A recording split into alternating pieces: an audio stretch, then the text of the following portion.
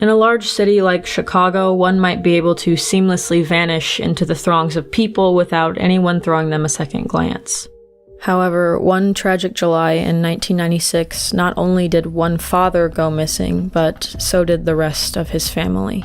Today on Dark Matters, the disappearance of the Thompson family.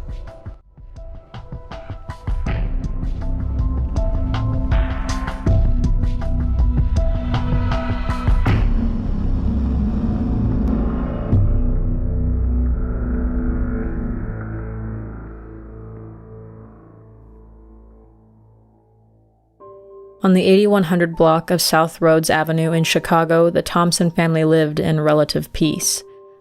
The father, 40-year-old Everett Thompson, relocated to the Windy City from his birthplace, Philadelphia, Pennsylvania.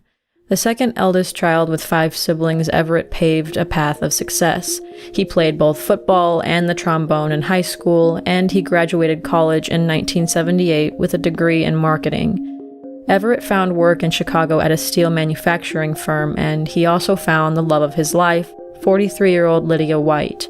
The couple married in 1982, had 2 sons, Everett Jr. and Andrew, and built a stable life for themselves.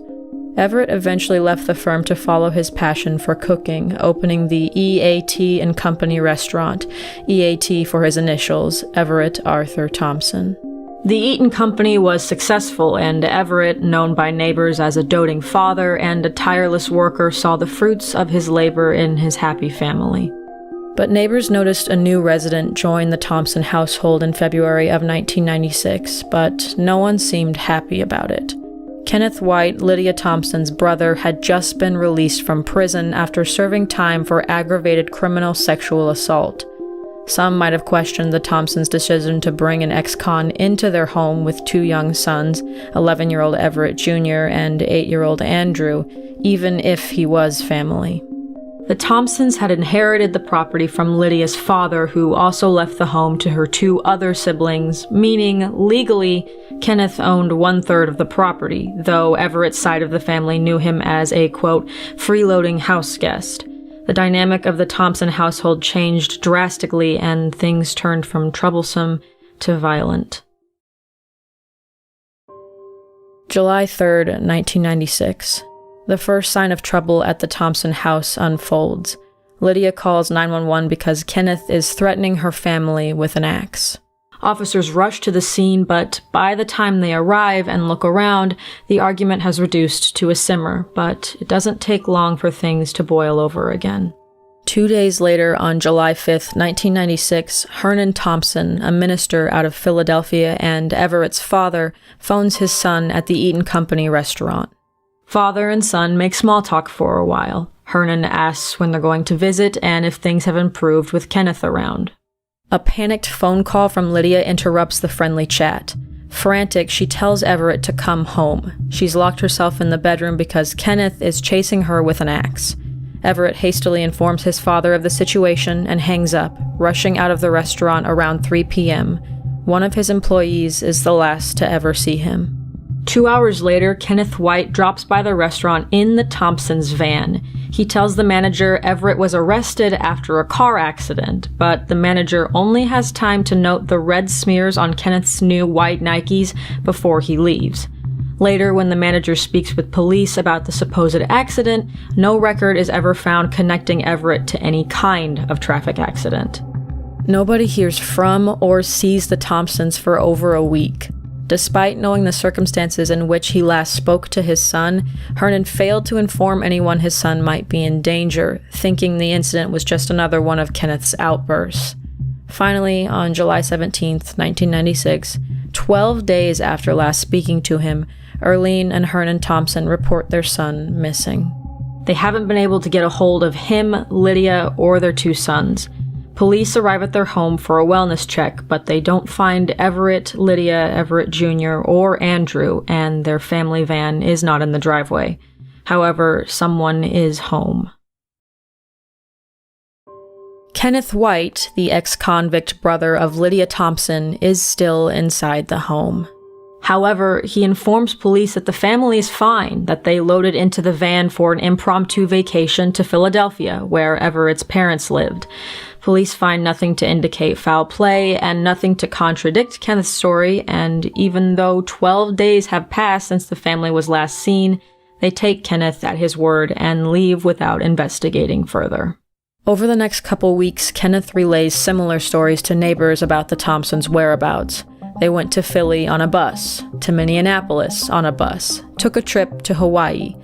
Kenneth took no care in keeping his story straight, and police failed to make a larger connection when the ex-con was arrested while driving the family van after falsifying Lydia's signature on a check shortly after she was last seen. In late July, Everett's parents take it upon themselves to look for their missing son, daughter-in-law, and grandchildren.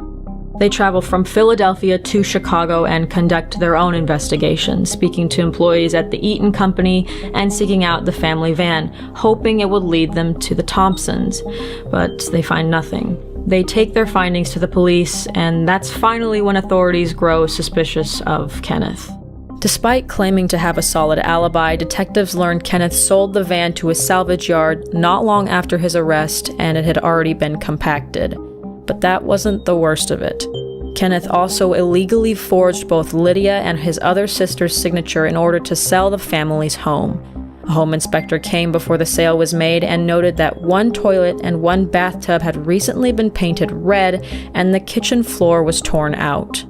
We know the house wasn't previously in this condition, as on July 3rd, when officers responded to Lydia's call about Kenneth wielding an axe at her, they checked the house, and the kitchen floor was intact, and no, quote, red bathroom fixtures were in the home. By the time investigators uncovered all of this information, the house was already in the process of being gutted for renovations by the new owners, destroying any potential evidence needed to locate the Thompsons. In the police's investigation, or lack thereof, Kenneth came to be the main suspect. He lived with the Thompsons, was the only one who knew about the supposed spontaneous vacation, and he had a violent past, a criminal record of kidnapping and rape. Legally, he owned part of the property, though the sale of his inheritance was conducted illegally. After multiple questioning sessions, authorities didn't have enough to hold him, and he was released. After this, Kenneth moved out of the inner city to a trailer in Gary, Illinois, approximately 25 miles away. But police kept him on their radar, and on July 14, 1997, over a year after the last time any of the Thompsons were seen, the FBI searches in and around his trailer and make an alarming discovery: a boy's sock and men's gym shoes, both blood-stained.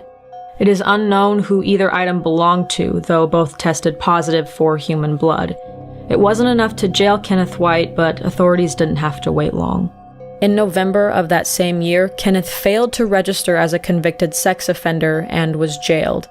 He was released, but was arrested again by the FBI just a month later in December for forging Lydia's name on a $13,272 check when she hadn't been seen in over a year. In a surprise move, during his court hearing for a fraud charge, the prosecuting attorney, Jacqueline Ross, told the court that Kenneth was behind the, quote, axe murdering of his family, though the Thompsons were still considered missing and there were no bodies found. When asked by the defense why Ross was accusing his client of murder in a fraud case, Ross said, "The surrounding circumstances provide substantial evidence the defendant axe murdered his sister, her husband, and their 2 children. The offense is bank fraud, but it is the government's position that the murders were carried out in the furtherance of that crime." They claim the check fraud was a small sliver of a larger, more sinister picture. This is the theory put forth. The inheritance from Lydia and Kenneth's parents' passing came to fruition during Kenneth's time in prison. So by the time he was released, his sister was already residing in the home with her family. Kenneth wanted the home to himself, whether because of sentiment or money, and despised that he had to share it with his sister and in-laws. They believe he sold the inheritance after illegally obtaining full reign over it to cover up a crime or for the money, possibly both. Unfortunately, it seems that after shoddy, slow police work of the initial investigation, when answers were finally sought, it was too late. On Christmas Day, 1997, Days after the Chicago Tribune detailed Kenneth's upcoming charges, he was found hanging from a bedsheet in his jail cell at the Metropolitan Correctional Center in the Loop. Police searched in vain for any clue left behind that might lead to the Thompson family's whereabouts, but there was no suicide note, nothing in his cell, or remaining belongings. In June of 1998, authorities searched Kenneth's former home and land for bodies, but no human remains have ever been found in connection with the disappearance of Everett, Lydia, Everett Jr., and Andrew Thompson. It is unknown if the case is still currently open and being investigated or not, but for lack of press and attention, I would say it's highly unlikely. Authorities believe that whatever happened to the Thompsons happened either on July 5th or 6th of 1996, and they heavily believe Kenneth was behind or involved in their disappearance, or at the very least knew something he never revealed. If the Thompsons did decide to just up and disappear to leave behind a successful business they owned and family they loved in a city they made their home, they've never been seen or heard from again. Unfortunately, I think it's more than likely they were murdered by Kenneth. Just from the sheer lack of attention and information available on this case and shoddy investigation skills, I'd say this may forever remain unsolved, though I hope that's not the case.